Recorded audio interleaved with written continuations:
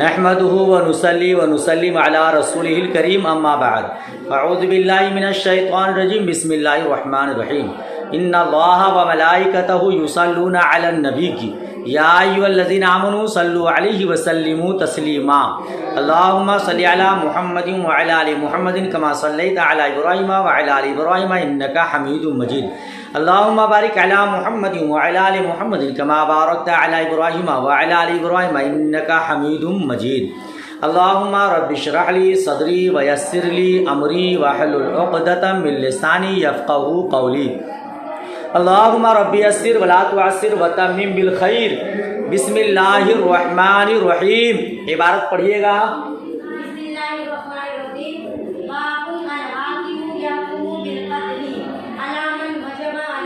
مؤ وجبہ پڑھیے مؤ آپ جانتے ہیں نا ادغام کا قاعدہ نون ساکین تنوین کے بعد یرملون میں سے کوئی حرف آئے تو ادغام ہوگا. یہاں دیکھیے نون کے بعد واو ہے مؤ وجبہ. چلیے جی حدثنا محمد بن خالد قال حدثنا الانصاري محمد قال حدثني ابي عن ثمامة عن انس ان قيس بن سعد كان يقول بين يدي النبي صلى الله عليه وسلم بمنزلة صاحب الشورة من الأمر. شورتی ہاں من الامر. ماشاء اللہ. امید کرتا ہوں کل کا سبق آپ نے یاد کر لیا ہے. عبارت خوانی ہوئی ماشاءاللہ. آپ کے صدقے میں ہمارے کچھ احباب نے انجان طلباء کرام نے بھی پیغام عظمت رضا میں درس بخاری شریف حاصل کیا ہے. دعا کریں اللہ پاک سب کو مزید علم نافع عطا فرمائے.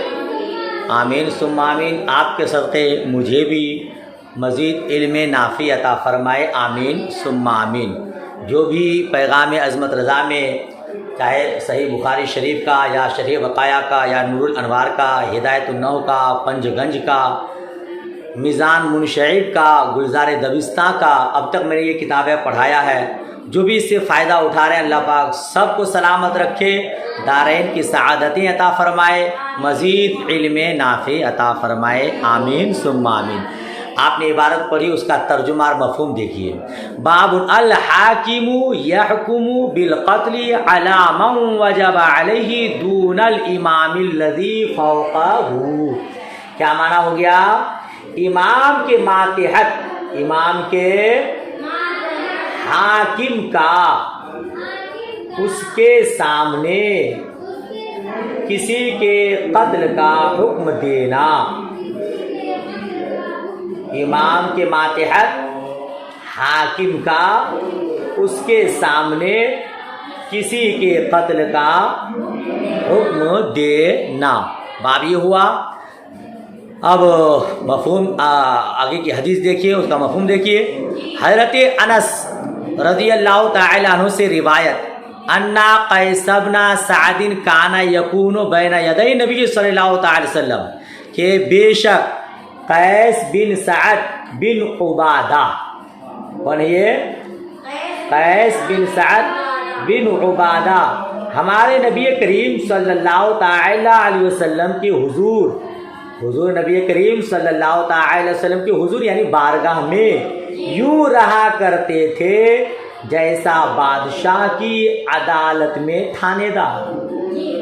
جیسا کہ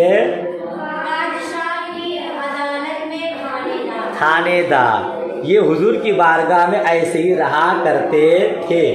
کیا مطلب؟ حضرت قیس بن سعد بن عبادہ وہ مشہور صحابی ہیں. ان کے والد حضرت سعد قبیلہ خزرج کے رئیس اعظم تھے.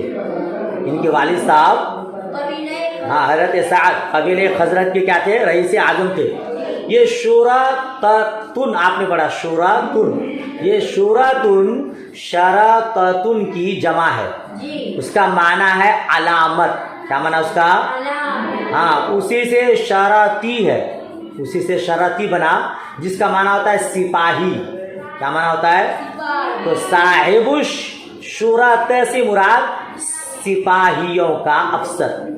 سپاہیوں کا تو حضور اقدس صلی اللہ تعالی وسلم اور خلفائے راشدین کے زمانے میں کوئی محکمہ نہیں تھا، اس کے ایجاد کا سیرا بنی امیہ کے سر ہے، اسی لیے حضرت انس نے صاحب الشورت نہیں کہا، بے منزلت صاحب الشورت کہا۔ مطلب یہ ہوا جیسے سپاہیوں کا افسر ہوتا ہے، سپاہیوں کا افسر ہوتا ہے، اسی طرح حضور اقدس صلی اللہ تعالی وسلم کی بارگاہ میں حضرت قیس بن سعد تھے، گویا یہ سپاہیوں کا سربراہ تھے اور افسر تھے۔ تو کہا کہ یہ حضور کی بارگاہ میں ایسے رہتے تھے جیسا کہ عدالت میں تھانے دار۔ ماشاءاللہ، آگے کیا فرماتے ہیں؟ حدثنا مسدد، ترجمہ ہو گیا نا؟ حدثنا مسدد قال حدثنا يحيى عن قرة قال حدثني حميد بن هلال قال حدثنا ابو بردة عن ابي موسى، وہ فرماتے ہم سے حدیث بیان کی ابو بردہ نے ابو موسیٰ کے حوالے سے، ان نبی صلی اللہ تعالی وسلم بعثه واتبعه بمعاذ، ابو بردہ رضی اللہ تعالیٰ عنہ نے حضرت ابو موسیٰ اشعری رضی اللہ تعالیٰ عنہ سے روایت کی ہے کہ نبی کریم صلی اللہ تعالیٰ علیہ وسلم نے انہیں یعنی ابو بردہ کو گورنر بنا کر روانہ فرمایا اور ان کے پیچھے حضرت معاذ بن جبل کو بھیج دیا۔ کیا کر دیا؟ ہاں، بھیج دیا۔ اگلی حدیث دیکھیے، تب باب سے مناسبت آئے گی۔ آگے کی کہاں سے؟ عن ابی بردہ عن ابی موسیٰ ان رجلا اسلم ثم تہود فاتاه معاذ بن جبل وهو عند ابی موسیٰ، کہتے ہیں حضرت ابو بردہ سے روایت، وہ روایت کرتے ہیں حضرت ابو موسیٰ سے، ایک آدمی اسلام قبول کیا، ایک آدمی پھر یہودی ہو گیا، ثم تہود، پھر الیاذ باللہ، اللہ کے رحم و کرم سے اس نے اسلام قبول کیا مگر اللہ کی پناہ پھر وہ یہودی ہو گیا۔ تو حضرت معاذ بن جبل آئے، حضرت معاذ بن جبل، جبکہ وہ آدمی حضرت ابو موسیٰ کے پاس تھا، جبکہ وہ آدمی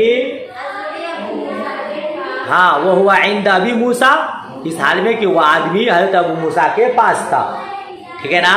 فقال ما لی ھذا قال اسلم ثم تہود، تو انہوں نے کہا کہ اس نے کیا کیا ہے، اس نے حضرت ابو موسیٰ نے حضرت معاذ بن جبل کو کہا اس آدمی نے کیا کیا ہے، تو حضرت معاذ بن جبل نے کہا یہ اسلام قبول کر کے پھر یہودی ہو گیا ہے، یہ اسلام قبول کر کے پھر یہودی ہو گیا ہے۔ قال لا اجلس حتى اقتله قضاء اللہ ورسولی، تو حضرت معاذ بن جبل نے کہا، کیا کہا؟ میں نہیں بیٹھوں گا یہاں تک کہ اسے اللہ اور اس کے رسول صلی اللہ تعالی علیہ وسلم کے فیصلے کے مطابق قتل نہ کر دیا جائے۔ کیا کہا؟ میں نہیں بیٹھوں گا یہاں تک کہ اسے اللہ اور اس کے رسول صلی اللہ تعالی علیہ وسلم کے فیصلے کے مطابق قتل نہ کر دیا جائے۔ باب کیا تھا؟ امام کے ماتحت حاکم کا اس کے سامنے کسی کے قتل کا حکم دے نہ۔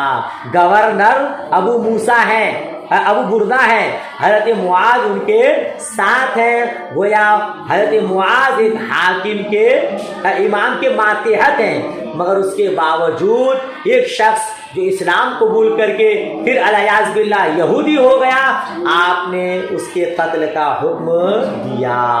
تو حدیث کے اس آخری ٹکڑے کو باب سے مناسبت ہے۔ ترجمہ سمجھ میں آ گیا؟ مفہوم پورا آ گیا؟ ماشاءاللہ۔ آگے کا سبق پڑھاؤں۔ باب هل يقضي الحاکم او یفتی وهو غضبان، کیا غصے کی حالت میں حاکم فیصلہ کرے اور فتویٰ دے؟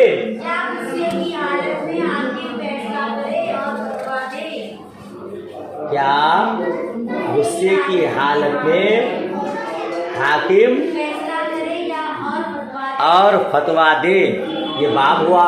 اس کے مناسبت حدیث دیکھیے مگر صفحہ پلٹنا پڑے گا. حدثنا آدم قال حدثنا شعبة قال حدثنا عبد الملك بن عمير قال سمعت عبد الرحمن بن أبي بكرة قال كنت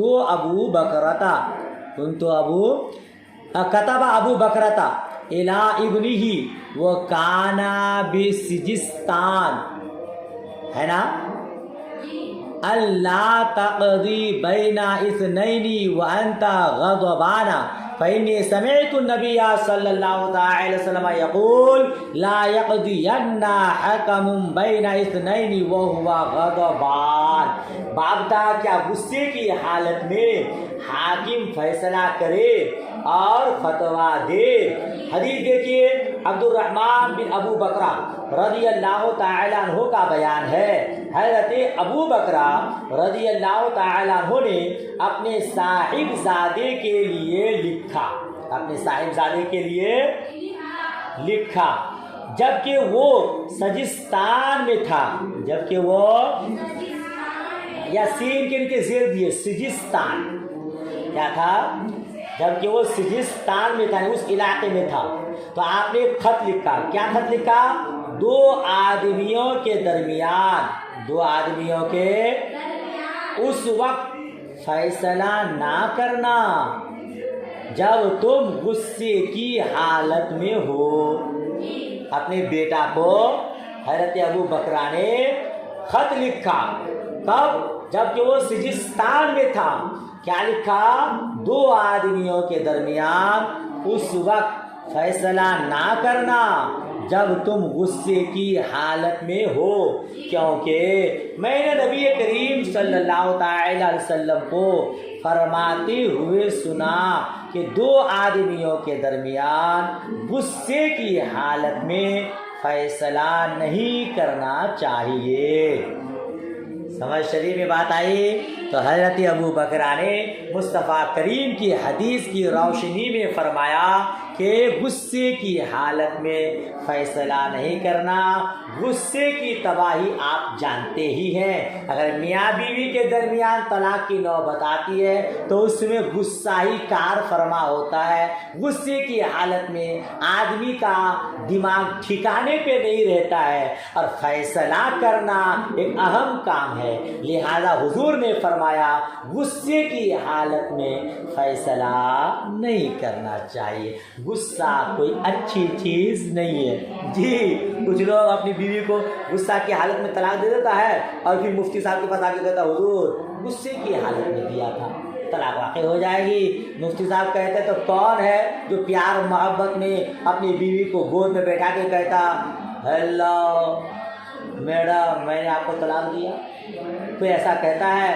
غصے ہی کی حالت میں ساری تباہ کاریاں ہوتی ہیں. لہذا غصے کی حالت میں جبکہ عقل ٹھکانے پہ نہیں ہے دو آدمی کے درمیان فیصلہ نہیں کرنا چاہیے. سمجھ شریف میں آئی. آگے دیکھیے. حدثنا محمد بن مقاتل قال اخبرنا عبد الله بن مبارك قال اخبرني اسماعيل بن ابي خالد عن قيس بن ابي حازم عن ابي مسعود الانصاري جاء رجل الى رسول الله صلى الله عليه وسلم فقال يا رسول الله اني والله لاتاخر عن صلاه الغداة من اجل فلان مما يطيل بنا فيها. قال فما رايت النبي صلى الله عليه وسلم قط اشد غضبا في موعظة منه يومئذ. ثم قال أيها الناس إنا منكم منفرين فأيكم ما صلى بالناس فليؤجز فإن فيهم الكبر والضعيف وذا الحاجة. سبحان اللہ. حضرت ابو مسعود انصاری رضی اللہ تعالی عنہ کا بیان ہے. قیس بن ابو حازم نے بیان کیا ہے. جی وہ روایت پہلے کس سے ہے؟ قیس بن حازم سے. انہوں نے روایت کیا حضرت ابو مسعود انصاری رضی اللہ تعالی عنہ سے کہ حضرت ابو مسعود انصاری رضی اللہ تعالی عنہ نے فرمایا ایک آدمی رسول اللہ صلی اللہ تعالی علیہ وسلم کی بارگاہ میں حاضر ہو کر عرض گزار ہوا. ایک آدمی جاء رجل الی رسول اللہ صلی اللہ علیہ وسلم، ایک آدمی رسول کریم صلی اللہ علیہ وسلم کی بارگاہ میں آیا. فقال، پھر عرض کیا یا رسول اللہ. اسی کا سلیس ترجمہ میں نے کیا کہا؟ ایک آدمی حاضر ہو کر عرض گزار ہوا، یا رسول اللہ صلی اللہ تعالی علیہ وسلم، بے شک خدا کی قسم میں فلاں شخص کی وجہ سے عشاء کی نماز دیر سے پڑھتا ہوں. کیا ترجمہ ہوگا؟ عشاء کی نماز دیر سے پڑھتا ہوں کیونکہ وہ ہمیں بھی نماز پڑھاتے ہیں، وہ ہمیں بھی پڑھاتے ہیں. کس کا ترجمہ ہوا؟ مما یطیل بنا فیہا، نہیں، ترجمہ ہوگا کیونکہ وہ ہمیں لمبی نماز پڑھاتے ہیں، کیونکہ وہ ہمیں لمبی نماز پڑھاتے ہیں. راوی کا بیان ہے کہ میں نے نبی کریم صلی اللہ تعالی علیہ وسلم کو دوران وعظ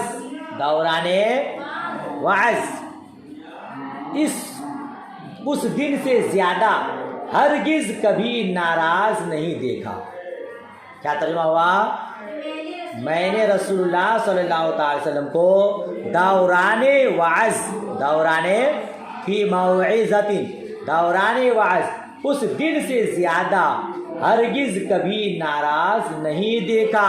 وہ آدمی حاضر خدمت ہو کر عرض گزار ہوا، یا رسول اللہ وہ فلاں شخص ہم لوگوں کو بہت لمبی نماز پڑھاتا ہے، اس شخص کی وجہ سے میں عشاء کی نماز تنہا دیر سے پڑھتا ہوں.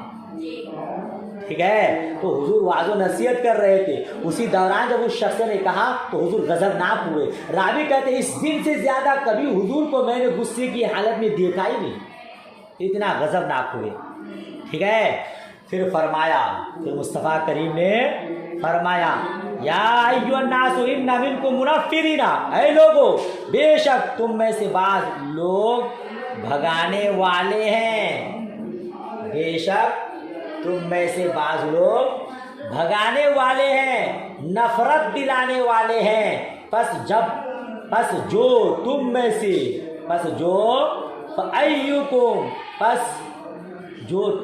سے لوگوں کو نماز پڑھائے، لوگوں کو ما صلی بالناس کا منا با کا صلہ، صلی کا صلہ با ہے تو پڑھائے، لوگوں کو نماز پڑھائے تو مختصر پڑھائے. فلیعجز، مختصر اس لیے کہ ان میں بوڑھے، کمزور اور حاجت مند بھی ہوتے ہیں، حاجت مند بھی ہوتے.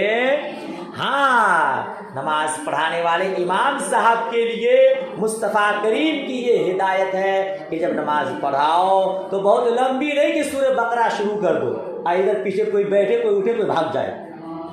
نماز میں بوڑھے لوگ بھی ہوتے ہیں، کمزور لوگ بھی ہوتے ہیں، کچھ حاجت مند بھی ہوتے ہیں. لمبی نماز پڑھاؤ گے، بوڑھا آدمی تھک کے دوسری مرتبہ نہیں آئے گا، کمزور آدمی گر جائے گا گش کھا کے، پھر کبھی دوبارہ نہیں آئے گا. حاجت مند آدمی چاہتا ہے کہ چلو جماعت کے ساتھ نماز پڑھ لیں، پھر دوسرا کام انجام دیں. یہاں تم لمبی نماز پڑھانے لگے، وہ نماز میں کیا رہے گا؟ اس کو تو اپنے کام کا دھیان رہے گا. تو بہت زیادہ لمبی نماز بھی نہیں پڑھانی چاہیے. مصطفیٰ کریم حالت وعظ میں جب اس بات کو سنے تو بہت زیادہ ناراض ہو گئے اور آپ نے یہ خطاب فرمایا. نماز پڑھانے والے امام صاحب کو چاہیے مختصر نماز پڑھائے. جی، لیکن یہاں امام صاحب کو کسی طرح چین نہیں ہے. اگر مختصر نماز پڑھائے تو ہاں، امام کا دھیان تھوڑی، امام کا دل نماز میں تھوڑی لگتا ہے. اس کو تو بس ٹیوشن جانا ہے، اس کے یہاں فاتحہ کرنے جانا ہے، وہ وہاں جانا ہے. تو نماز میں دل نہیں لگتا امام صاحب کا. بدلو امام صاحب کو کم پڑھا. وہ بلبل بنگال قاری حنیف صاحب علیہ رحمہ فرماتے تھے کہ امام کو چین نہیں ہے، لمبی پڑھاؤ تو ٹینشن اور کم پڑھاؤ تو ٹینشن. اگر لمبی پڑھا جائے، اس امام کا کیا ہے، اس تو مسجد میں رہنا ہی ہے. وہ کیا سمجھتا ہے کہ ہم لوگوں کا کتنا کتنا کام رہتا ہے، کسی طرح چین نہیں.